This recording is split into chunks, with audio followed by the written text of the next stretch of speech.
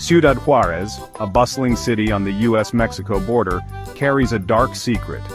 Since the 1990s, it has been plagued by a horrific phenomenon known as feminicidio, the gender-based murders of women and girls. These aren't just ordinary homicides, they are hate crimes fueled by a toxic mix of social, economic and political factors. The victims are often subjected to unspeakable brutality, their bodies discarded in the desert or dumped in shallow graves. The sheer brutality and systematic nature of these killings have shocked the world and cast a long shadow over Juárez. The term feminicidio goes beyond simple murder. It acknowledges the gendered nature of these crimes, highlighting the vulnerability of women and girls in a society steeped in machismo and impunity. The term recognizes the failure of the state to protect its female citizens and its complicity in perpetuating a culture of violence against women. The tragedy of feminicidio in Juárez is a complex issue with deep roots, demanding a multifaceted approach to understand its origins, characteristics, and consequences. Only then can we hope to find solutions and bring an end to this horrifying epidemic. Who are the victims of feminicidio in Juárez? They are daughters, sisters, mothers, and friends. They are young women and girls, mostly between the ages of 15 and 25, full of dreams and aspirations. They come from impoverished backgrounds, often with limited education and job opportunities. Many are drawn to Juárez seeking a better life, hoping to escape poverty and provide for their families. They end up working in the city's booming maquiladora industry, factories that produce goods for export to the United States. These women are particularly vulnerable to violence. They work long hours for low wages, often in unsafe conditions. They travel to and from work in the darkness, vulnerable to predators on the city's poorly lit streets. The victims of feminicidio are not just statistics. They are real people with hopes, dreams, and loved ones. Their stories deserve to be told, their lives remembered, and their deaths investigated and punished.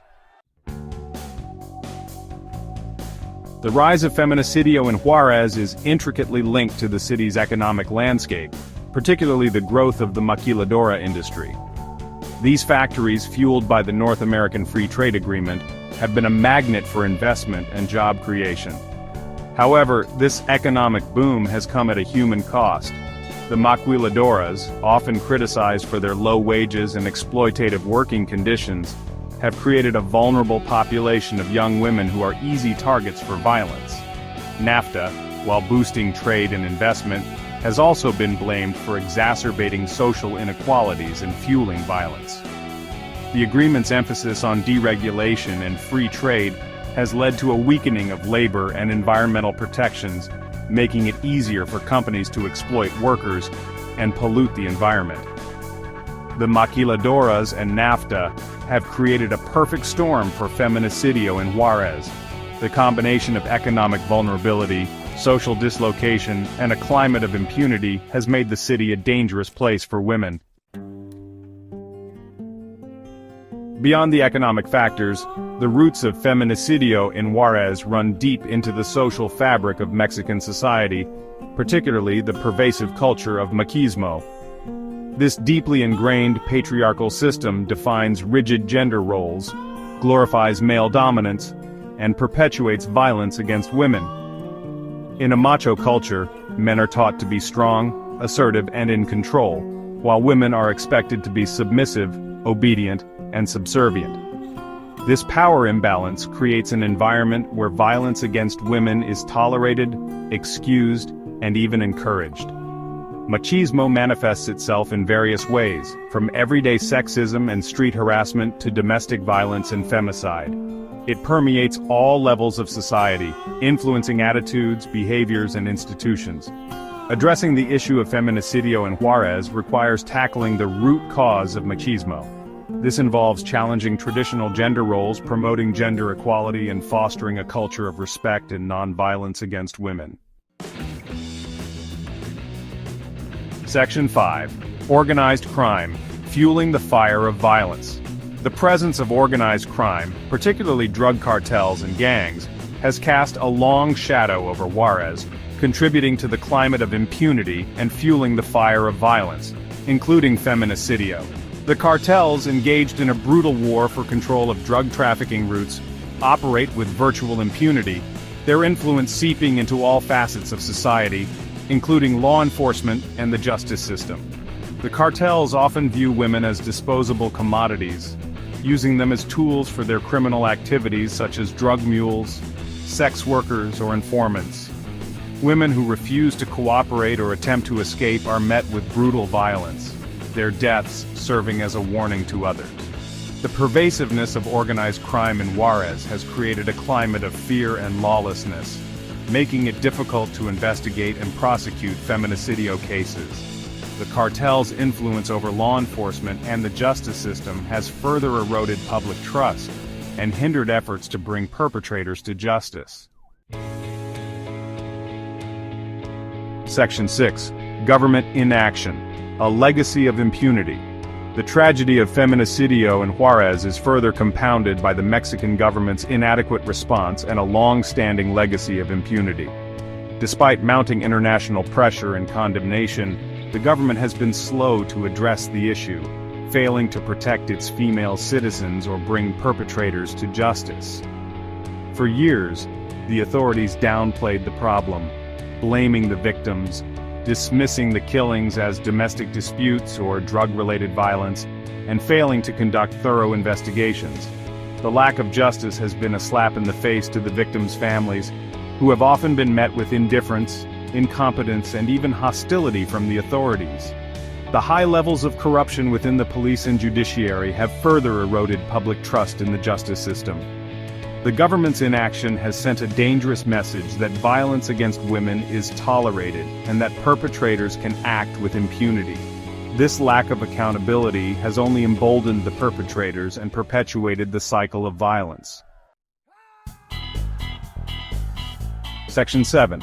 Voices of resistance, NGOs, and activists fighting back. In the face of government inaction and a deeply entrenched culture of violence, a courageous movement of NGOs and activists has emerged in Juárez, demanding justice for the victims and an end to feminicidio.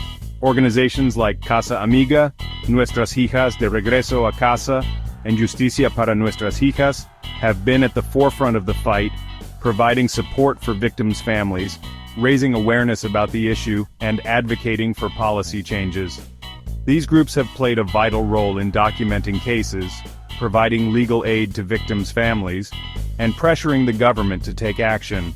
They have also been instrumental in challenging the culture of machismo and empowering women to speak out against violence. Despite facing threats, intimidation, and even violence themselves, these brave individuals and organizations continue to fight for justice, their voices a beacon of hope in the darkness. Section 8. Scars on the soul. The enduring impact of femicide. The feminicidio epidemic has left deep scars on the soul of Ciudad Juárez, casting a long shadow over the city and its people. The constant fear of violence has created an atmosphere of anxiety and mistrust, eroding the social fabric of the community. The loss of so many young lives has had a devastating impact on families and communities, leaving behind a trail of grief, anger, and despair. The psychological toll on the families of victims is immeasurable, as they struggle to cope with the loss of their loved ones and the lack of justice. The city's reputation as a dangerous place for women has also had economic consequences, discouraging tourism and investment. The fear of violence has led some families to flee the city, while others live in a state of constant fear. The legacy of feminicidio in Juárez is a stark reminder of the human cost of violence against women and the urgent need for action to address this global epidemic. Section 9. A long road to justice. Hope and action in Ciudad Juárez. While the fight against feminicidio in Ciudad Juárez is far from over, there are glimmers of hope. The increased attention to the issue, both domestically and internationally, has put pressure on the Mexican government to take more concrete action. There have been some positive steps, such as the creation of specialized police units to investigate feminicidio cases, and the implementation of tougher penalties for perpetrators. However, much more needs to be done to address the root causes of the problem, such as poverty, inequality, and machismo. Education and awareness-raising campaigns are crucial to challenge the culture of machismo and promote gender equality. Economic empowerment programs can help provide women with greater opportunities and reduce their vulnerability to violence. The journey towards justice for the victims of feminicidio in Ciudad Juárez is a long and arduous one. It requires a multifaceted approach that addresses the social, economic, and political factors that contribute to violence against women. Only through a collective effort can we hope to create a safer and more just society for all,